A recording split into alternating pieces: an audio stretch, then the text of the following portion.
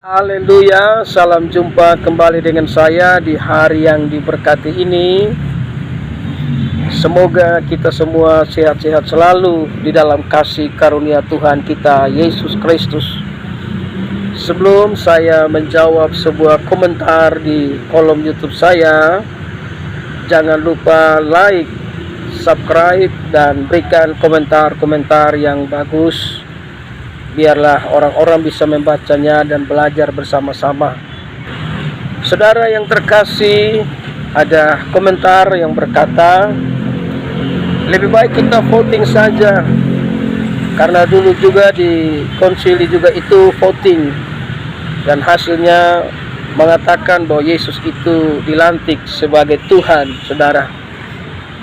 Bahkan dia berkata juga, simpang siur sudah 2000 tahun yang lalu ini sampai sekarang masih simpang siur tentang Yesus Kristus.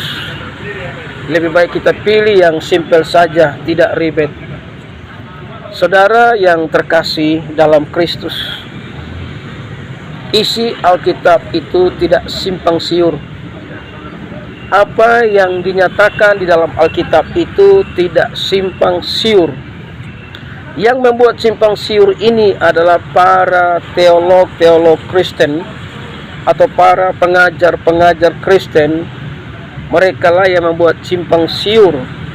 Kenapa terjadi simpang siur? Karena setiap pendeta punya materi masing-masing tentang Yesus Kristus.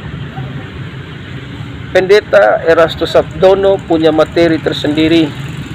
Pendeta YMYM punya materi tersendiri. Bahkan ada banyak pendeta-pendeta yang kita lihat di YouTube punya materi tersendiri tentang Yesus Kristus. Makanya ada juga yang membuat pengajaran seperti bikin sinetron. Ada bagian 1, bagian 2, bagian 3.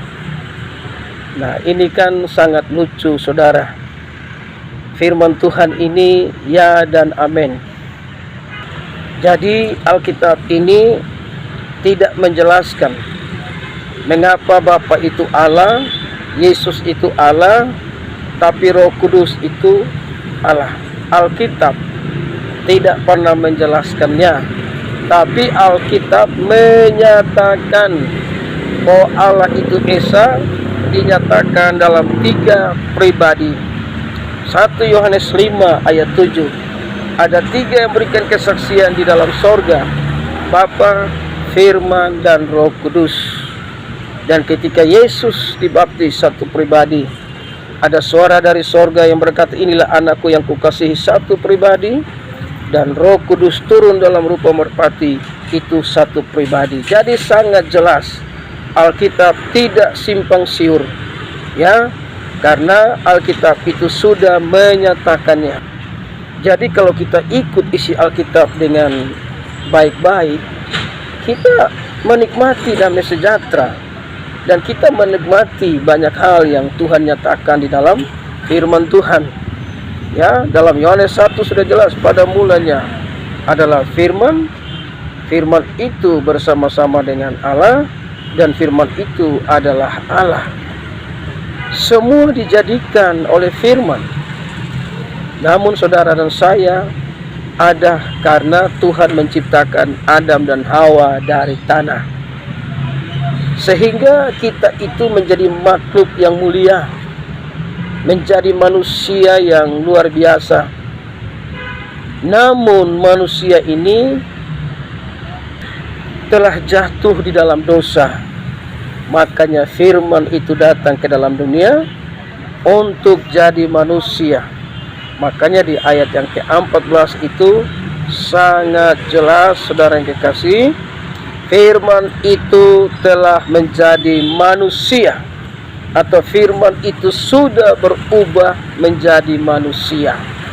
Kenapa mesti heran kalau Allah berubah jadi manusia?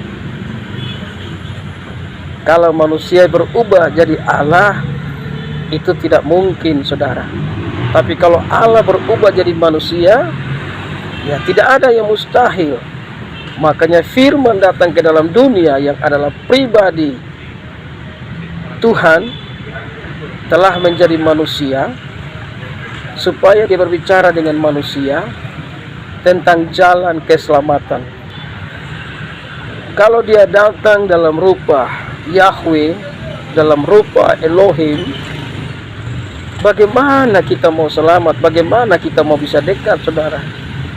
Allah itu penuh kemuliaan. Allah itu kemuliaan.